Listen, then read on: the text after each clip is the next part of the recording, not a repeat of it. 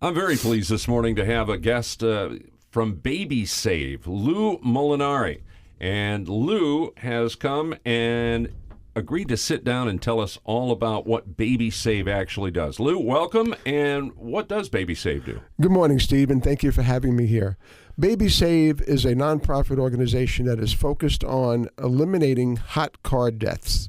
Now, what is hot car deaths? That's when a caregiver, and I say caregiver because that encompasses a lot of different people, but that's when a caregiver leaves behind a child or a pet in the car, especially here in Arizona when we have temperatures that rise up into the 110 degrees. There could be a death of a child or pet within minutes of that caregiver leaving them behind. So BabySav is on a mission to eliminate that from a different and unique perspective than anything else that's out there today. Okay, what is that unique perspective? Because a lot of people will say, hey, Mom, put your purse back there next to the baby. Hey, Mom, put the dog. You understand what I'm saying? Exactly. And it seems to me, and I'm not being critical here, that it seems the most fail-safe method often falls short. What's yours? Well, and that's exactly true. There are a lot of things out there today. There's legislation taking place, even here in Arizona, where we're going to have the Good Samaritan law that is supposed to be being passed here shortly.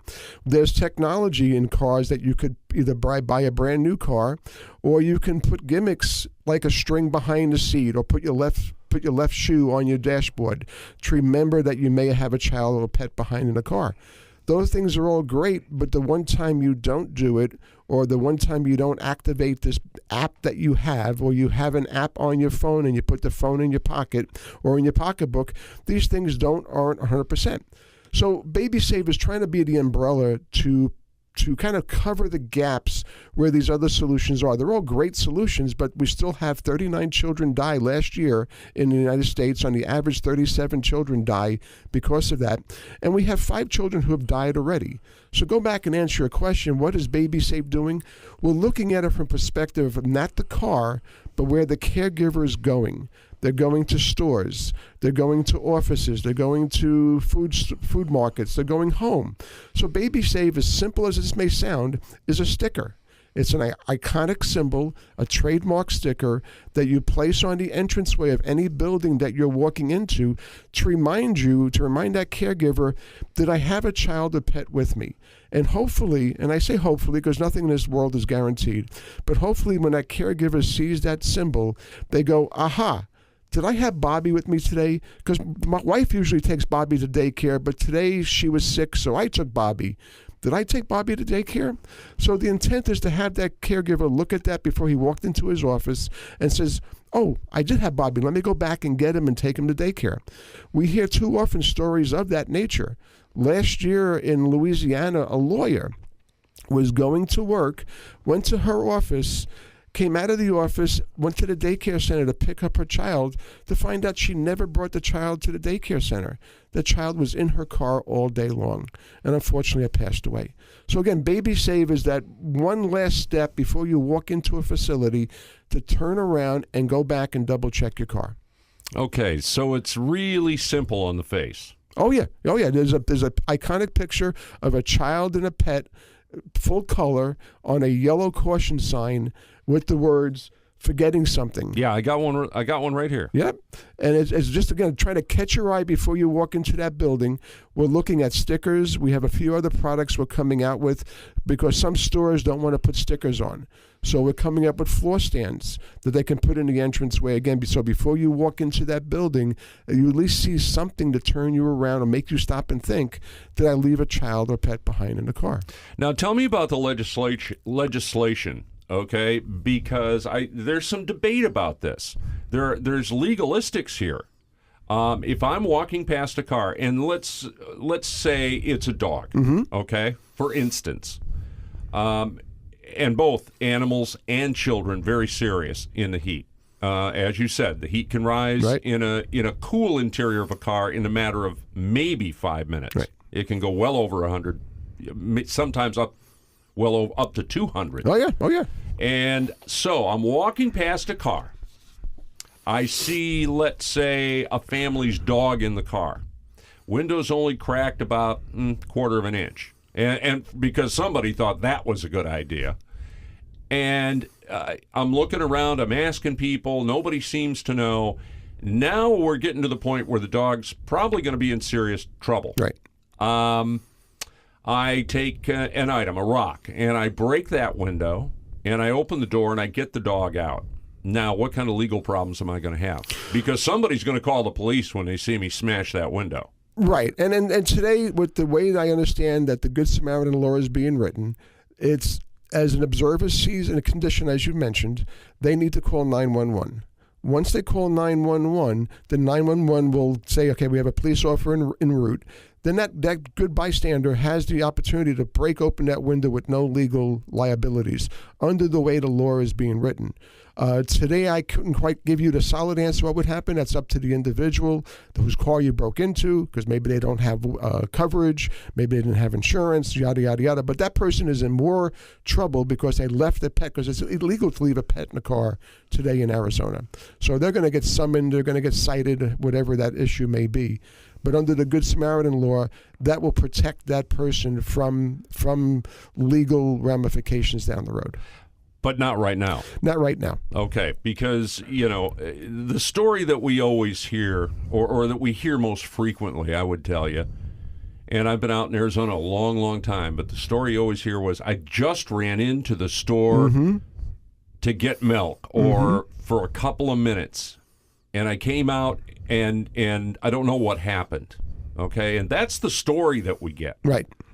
And I can't even put myself, and I'm a parent and a grandparent, I can't even put myself in that situation of losing a child or a beloved pet because of my own malfeasance, I guess would be the nicest way to say it. And as you tell that, my hairs go up on my arms. I mean, they're going up right now because it is a horrific event. And I've gone out to social media and I've kind of tried and tested BabySav solutions. Say, hey, what would you do if you saw this sticker on your shopping cart? What would you say to the store manager that when you see that? Would you thank them? Would you argue with them? And a lot of the positive feedback I get from that, but I also get the feedback as, well, that parent should be locked up. That parent should never have had kids. Take all the kids away from them. But and it's hard for people to understand, but 52% of the deaths that do occur are because the caregiver has been distracted. They're either running to work or, again, it's not their routine. We're coming on summertime here in Arizona. That means the normal days, the normal time periods that a child is taken to and from school are going to change. And somebody else may be responsible. It may not be mom and dad. It may be a brother and sister. It may be a grandparent. And so people aren't in a routine, though. I'm a grandparent as well. I just had my 5th grandchild last week. And I find it hard to believe that anybody could do it. But it is proven year after year it does happen. Okay, but Lou, let me. Have you ever left your wallet in your car? I have left many things in my car. Okay, but it's hard for me to believe too. But yet I've left my wallet there. I've left valuables there. I've left cell phones, and thank goodness when I came back they were still there. But even as a grandparent, and you've raised kids, I've raised kids. Wow, just that one moment can really change a lot of lives. During these months that BabySav has kind of been reborn. Now, BabySav started back in 2003, and I'll tell that story later. But since I reborn BabySav back in September of last year, I've met quite a few people where they have left their child behind and realized that a few minutes, they pulled into the garage and they went inside and did something. Mom went one way, dad went another way, and 2 other kids came out, but the child number 3 was still left in the car seat. And they realized within minutes, oh, we left Johnny back in the car. I've run across so many people of this. I've also ran across people where I know a friend who was left in the car and they survived. Well, I'm glad they survived, but unfortunately they had brain damage now because they were in a car that was over 107 degrees, which is deadly to a child and pet. But if you're in there for a period of time, it starts to affect your brain. It starts to affect how your metabolism works. And now there's people walking around, and there's no data on this, but there's people with brain damage because of this. So it's a hard situation, but it's happening more than we realize. There's a local company here, it's nationwide, called Pop and Locks. I've heard stories that they've helped over 1,500 people last year alone break into cars or unlock their cars because either one, they left their kid in there, or someone found that they left their kid in there, or two, they locked the keys in the car with the child still. Those things happen. People go out, they run out, especially in today's cars with the little key fobs, they hit the button by mistake, or the car locked by itself, and the child and car are still everybody's still inside the car, the keys and the child. So, I mean, there are situations that don't show up in statistics of deaths, but it happens more often than we really think it does. What do you think we should do with the parents? A parent, and I'm saying parents because they're the primary caregiver. What should happen, and I know this is a hard question, and maybe you can't answer it, and that would be fair. What do you think we should do with these caregivers that, leave a child or an animal in a car? Because, as you said, and these are your words, throw them in jail. Get rid of them. Well, those words were people that responded back to my surveys. Okay, all right, but you understand what I'm saying. I understand. We hear those words a lot because... really it goes back to this. If you haven't walked a mile in their shoes, okay, you can't understand it.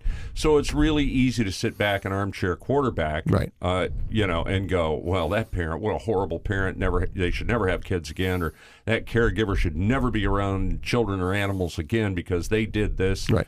And I don't know if you remember the story because it wasn't that many years ago. An officer of the law left his service animal in his vehicle, and unfortunately, that animal passed. Now, he suffered quite a few consequences, including loss of employment. And I'm, this was an animal he worked with every day. Yep. This was one of his partner, his best friend, all of that. So how can you say, how could we say that about this man that, he should be, thrown in jail, and he should never have a dog again, and those are pretty harsh consequences. Yeah. I mean, and as you said, what took place in that situation is that an investigation was done, and that's what has to happen in each case. I mean, we've had stories in Arizona where it's been known and proven that a caregiver went into a casino last year and purposely left their child behind. Well, there's intent there, and there's some legal. To the caregivers, and there was a 2020 piece a few months ago about a caregiver that looked like he mistakenly, but they found out there was some circumstantial evidence that he did something intentionally. So an investigation has to happen, because if the caregiver, again, because of routine changes, and again, I'm not a legal professional, but I'm going to give you my personal opinion. If a caregiver happened to, because of various situations, forgot a child in a car, that caregiver is living with that for the rest of their life. And should something legally happen to them, I'm going to leave that to the lawyers and the judges and the police officers who will do an investigation to make sure that it wasn't an intent to do such. But to your point about the officer a few years ago, just the other day in Florida, another police officer left his canine officer behind in a car, and the canine officer had passed. So it shows that it's not the common Joe and Marys that this is happening to. It happens to fire, it happens to police officers, it happens to lawyers, it happens to all demographics, which demonstrates the fact that it's really due out to distraction or tiredness or other situations that they just forgot about. As you say, that was his partner. It's like leaving your wife behind a car. It's how could you do that? And I can't be the one to judge that person, but obviously it's happening. And again, BabySav is trying to, at least before you walk into that building, before you walk into that house, give yourself, even though you may be tired, overwhelmed, and distracted, to kind of do a double check on yourselves. I worked with the Chandler High School a few months back, where they helped me create a reenactment, a 60-second commercial, which is on my website, where basically it shows a distracted parent. She's on the phone, she's late to a meeting, the boss is yelling at her, the child fell asleep in the back seat of the car, and she's running to the meeting, and you hear the reenactment of the child passing and the ambulance coming and so on and so forth. Then we play it back with BabySav as a solution. As the same distractions taking place, before she walks into that building, she sees that sticker, it makes us stop and think. Will it always catch someone's eye? I can't say it always will. But again, it's another way to fill the gap that's taking place from legislation, from education, from technologies. This is the one area that I think can help really fill the gap and bring someone's attention back before it's too late. Now, you said BabySav got started in what, 03? 03. Okay, but then it kind of scaled down. It actually disappeared. What happened was, I'm at a semiconductor industry. Mm-hmm. I'm a product developer, product manager, and through my many layoffs back then, kept hearing on the news these crises taking place. And I'm an inventor. I like figuring out how to solve a problem. So I designed a product back in 2003, one of the early products to go inside of a vehicle that would help remind a caregiver, or at least set an alarm off, that a child or a pet was left behind in the car. Through my surveys back then, and it's been proven even today, less than 5% of caregivers would actually put anything in a car. And if they did, it has to be portable enough to move from mom's car to dad's car to grandparents' car to brothers, sisters, aunts, and uncles, and everybody else, as that child or pet is being passed along through its daily life. Because of that, I gave up on it. I mean, it's a very simple little device. It would lay onto the car seat. Yeah, I was going to say, wouldn't it was something that's attached to the car seat? And again, many parents, families and parents have multiple car seats, so you'd have to have a device for each car seat. Right. It'd have to be portable between each car seat. But then it's also up to the caregiver to maintain it. The National Highway Traffic Association in 2015 had a report on all the devices that are out there today. And they basically said they have good potential, and I can't quote them exactly, but they have great potential. But if not maintained, they're not really useless. They're not really useful. So again, unless you maintain the battery, make sure you turn it on, make sure you do this, make sure you do that, they're all great intents, but unless you truly monitor it, it's not an effective tool. Today, I have a car. When I turn off my car, it goes beep, beep, beep, beep. And I was trying to figure out what was that beep, beep, beep, beep. And I looked in the dash. It says, make sure you check your back seat. Well, our cars goes beep, beep, beep, beep so many different ways and so many different times. I wouldn't even know what the hell to be looking for. Well, but really, that's very true. I mean, there's a beep for the seatbelt. There's a beep. There's beeps everywhere. Yeah. And so, I mean, and it could even be your cell phone beeping. It could be 1,000 things. So there are solutions out there, but again, unless you're really conscious to what's going on, your world is so busy. You're going to be distracted. You're going to bypass it, not intentionally, but you're going to bypass it. So again, I had the aha moment back in September of last year, saying there's got to be another solution. And that's when BabySav got reborn. I said, there's got to be another solution, and it's got to be simple. And the sticker came to me. I got to put these messages out there. It's kind of like an education. It's kind of like an awareness program, but it's really a tool. It's a device that makes you stop and think, to turn around and go double check your car. Now, you know, when parents have a child, or, you know, whether you're a single parent or, you know, you're a mom and dad, usually when you leave the hospital or at a baby shower, something like that, it would seem to me that these would be pretty handy to say, hey, Mom, here's a little something for you, okay? Or maybe a little window sticker that looks similar, just to put on the window of the car. And again, there are car stickers that go out there, but my focus, or BabySav's focus, is really away from the car, because again, once you walk away from that car, it's right. It's another environment. Right. And so I am trying to reach out to hospitals, not only in the Valley, but across the nation, to put this in what I call their care package. So when a child is born, the new parents, they get typically a diaper and some wipes and some instructions what to do. I want to put BabySav into that care package. So I'm trying to reach out to hospitals across the Valley to do such. Well, and it wouldn't hurt to, as a reminder, to stick one of these on a refrigerator. Yeah. I mean, great idea. I know what my refrigerator looks like. And, you know, something this bright certainly wouldn't blend in. Not exactly. And I think that's the purpose of this. Yep. So, Lou, let me ask you this. I mean, an organization such as yours, it doesn't run on air. Mm-hmm. Okay, where do you get the money to do this? At this point in time, it's been my money. I am now I am a 501c3, which only happened about a few weeks ago, mainly because I was, as I called myself, I was the most non-profitable for-profit before. As I went to venues and I tried to reach out to caregivers and sell these stickers for $2, I would have 98 people walk by and say, no, thank you, not interested, I'm a great parent. I'd have the one or two that would actually say, I'll give you $2 for it. So I started giving these away. I go to venues, I see a fireman at a food store doing a fund drive. I'd give them a couple of dozen. Here, give these out to people that you think may be needing of it. So I've invested some of my money into this organization to at least get things going. Now as a 501c3, I'm reaching out to organizations to try to help gather funds so that we can repopulate our inventory.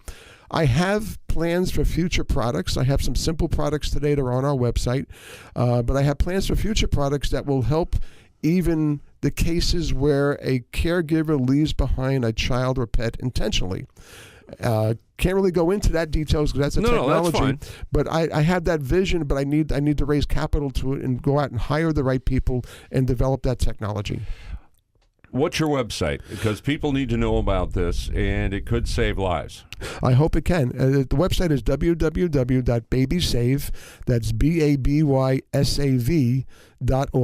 Okay, and they can go there and they can get information? There's information about me. There's information about the company. There's product definitions and what they can purchase or donate over the website. There's also a link to some statistics that are out there as far as the frequency this happens. We've lost over 750 children since 1990 because of this situation. It happens to parents, grandparents, siblings. Just this year alone, we've lost 5 children this year. And each of the states that lost a child, they had a Good Samaritan law on the books. We will have one again, hopefully here soon. But again, unless somebody walking by really sees and is looking and scurrying around the parking lots, the Good Samaritan law again is a good catch.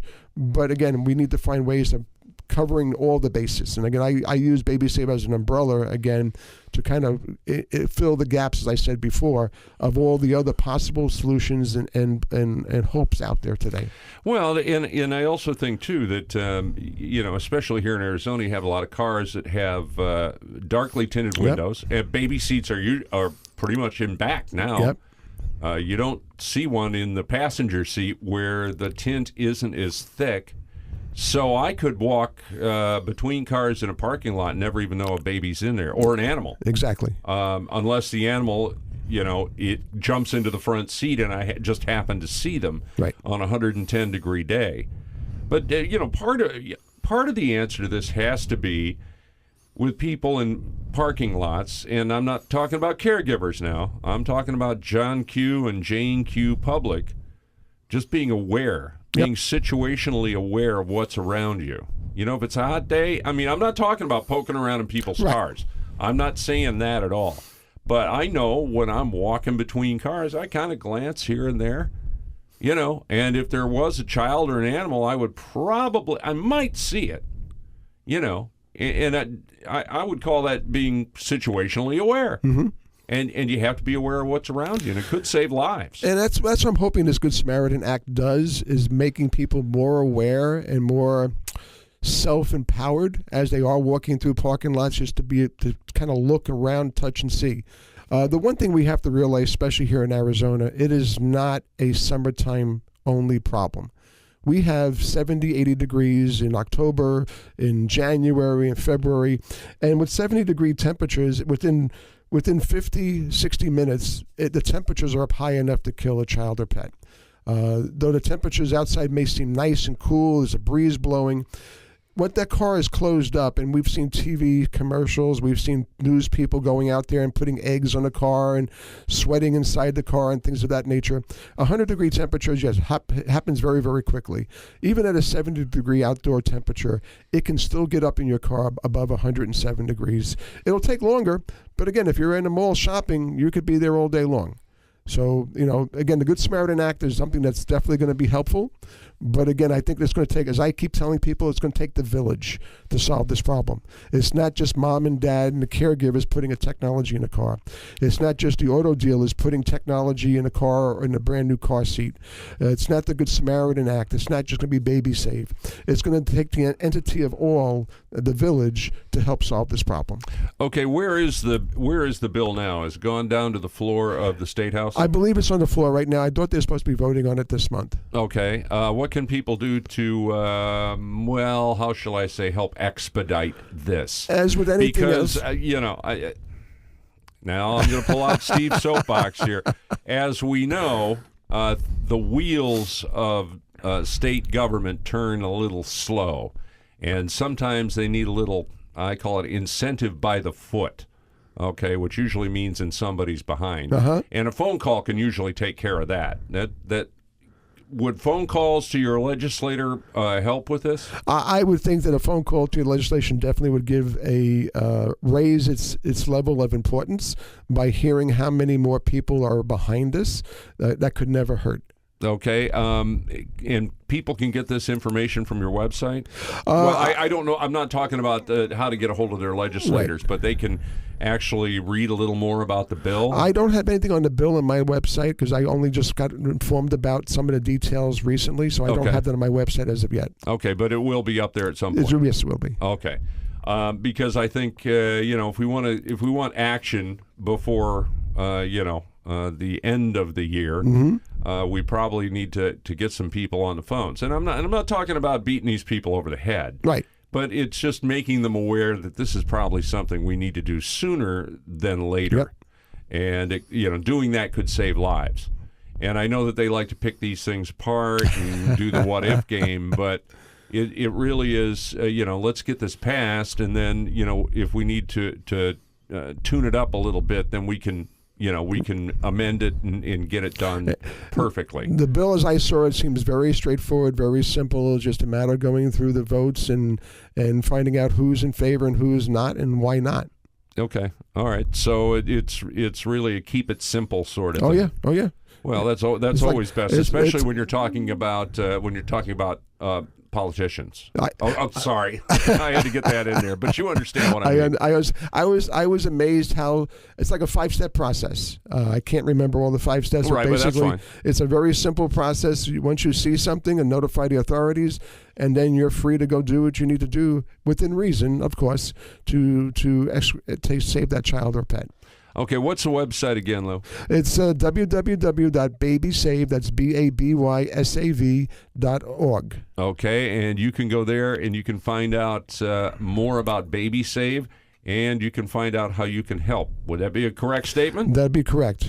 Lou Molinari is working to save lives, both baby lives and animal lives. And you need to find out more, babysav.org. Lou, thanks for stopping in. Steve, thank you for having me.